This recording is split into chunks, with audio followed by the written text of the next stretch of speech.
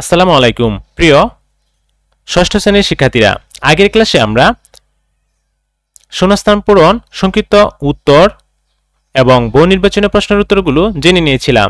আজকে আমরা তৃতীয় অধ্যায়ের 27 পৃষ্ঠার সৃজনশীল প্রশ্নগুলোর উত্তর জেনে নেব। 1 নম্বর সৃজনশীল প্রশ্নে লেখা আছে একটি উদ্দীপক। প্রথমে আমরা উদ্দীপকটি পড়ে নেব।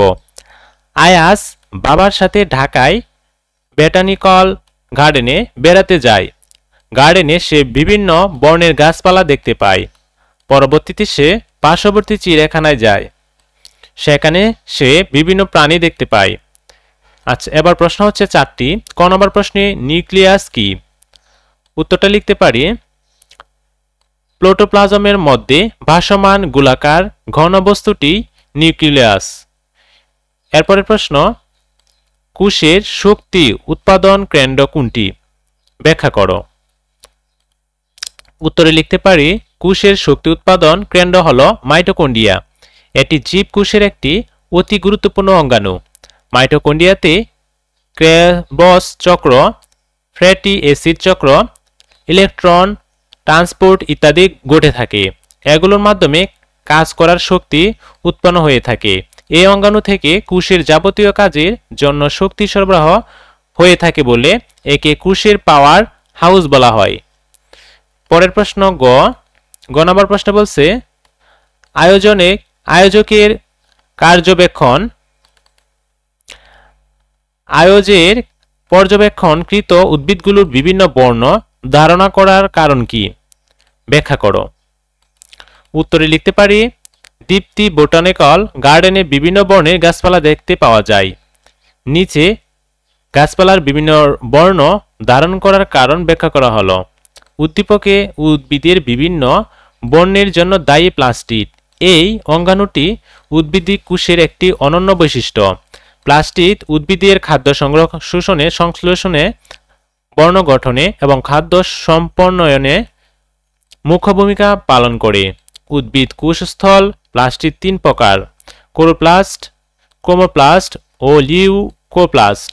এদের মধ্যে কোরোপ্লাস্টে সবুজ অংশ থাকে এবং সবুজ বর্ণের ক্লোরোফিল নামক রঞ্জক পদার্থ ধারণ করে।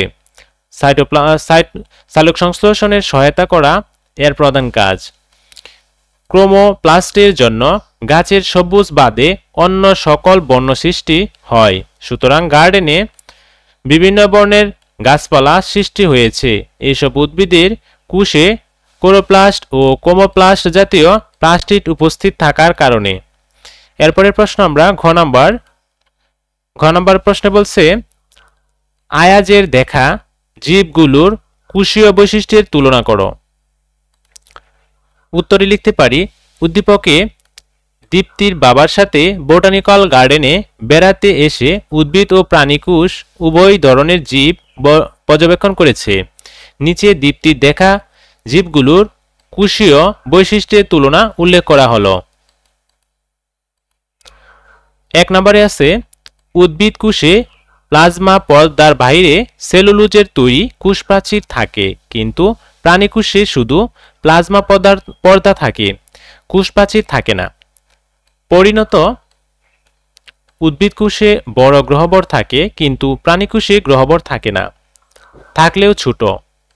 3 নম্বরে উদ্ভিদ কোষে প্লাস্টিড থাকে, কিন্তু প্রাণী কোষে প্লাস্টিড থাকে না।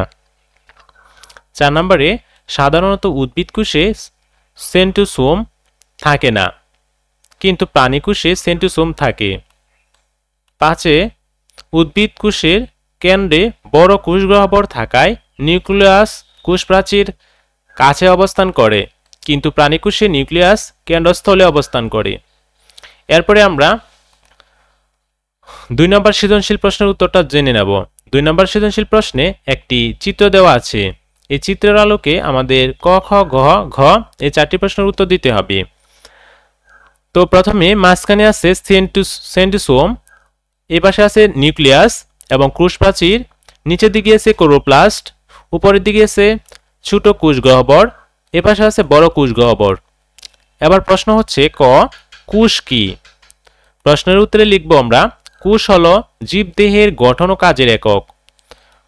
প্রশ্ন নম্বর খ, জনন কোষ বলতে কি বুঝো? উত্তরে লিখতে পারি যেসব কোষে জীবের প্রজননের অংশ নেয় তাদেরকে জননকোষ বলে। এরা জীবের দেহ গঠনে অংশগ্রহণ করে না। শুক্রাণু ও ডিম্বাণু হলো জননকোষ। জননকোষে ক্রোমোসোম সংখ্যা দেহকোষের ক্রোমোসোম সংখ্যার অর্ধেক থাকে, তাই জননকোষকে হ্যাপ্লয়েড কোষ বলা হয়। এরপরের প্রশ্ন গ নম্বর প্রশ্ন বলছে, তারকাচিত্রে অবস্থিত প্রয়োজনীয় অঙ্গাণু ব্যবহার করে প্রাণীকোষের একটি চিহ্নিত চিত্র অঙ্কন করো।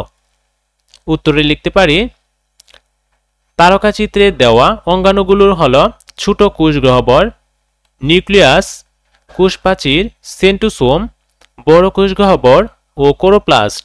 তারকা চিত্রটিতে অবস্থিত প্রয়োজনীয় অঙ্গাণুটি ব্যবহার করে প্রাণীকোষের একটি চিহ্নিত চিত্র নিচে অঙ্কন করা হলো। এটা হচ্ছে প্রাণীকোষের একটি চিত্র। সেন্ট্রোসোম, নিউক্লিয়াস এবং ছোট কোষ গহ্বর এখানে চিহ্নিত করা হয়েছে। তারকাচিত্রে ক্ষুদ্র অঙ্গাণুগুলোর মধ্যে শুধু নিউক্লিয়াস, সেন্ট্রোসোম ও কোষ গহ্বর প্রাণী কোষে বিদ্যমান। এরপরে আমরা ঘ নম্বর প্রশ্নের ডাকটা দেখব। ঘ নম্বর প্রশ্নে বলছে, উদ্ভিদের খাদ্য উৎপাদনের ক্ষেত্রে তারকাচিত্রে অবস্থিত কোন অঙ্গাণু ভূমিকা পালন করে থাকে ব্যাখ্যা করো। এবার এই ঘ নম্বরের উত্তরটা আমরা এভাবে লিখতে পারি, উদ্ভিদের খাদ্য উৎপাদনের ক্ষেত্রে তারকাচিত্রের ক্লোরোপ্লাস্ট বিশেষ ভূমিকা পালন করে থাকে। এই অঙ্গাণুটি উদ্ভিদ কোষের একটি অনন্য বৈশিষ্ট্য। ক্লোরোপ্লাস্টে উপস্থিত ক্লোরোফিল নামক কণিকাটি সূর্য থেকে আলো, মাটি থেকে পানি ও বায়ুমণ্ডল থেকে কার্বন ডাই অক্সাইড গ্রহণ করে সালোকসংশ্লেষণ প্রক্রিয়ার মাধ্যমে উদ্ভিদের পাতার খাদ্য প্রস্তুত করে থাকে। এটা হচ্ছে ক্লোরোপ্লাস্ট এর চিত্র। এই ছিল বড় গ প্রশ্নের উত্তর। প্রিয় শিক্ষার্থীরা, আজকের ক্লাসে আমরা সৃজনশীল 1 এবং 2 এই দুইটি প্রশ্নের উত্তর তোমাদের বুঝিয়ে দিয়েছি। পরবর্তী ক্লাসে আমরা অন্য আরেকটি বিষয় নিয়ে আলোচনা করব। তো পরবর্তী ক্লাসের আমন্ত্রণ জানিয়ে আজকের এই ক্লাসটি এখানে শেষ করলাম। সবাই ভালো থাকো, সুস্থ থাকো, আল্লাহ হাফেজ।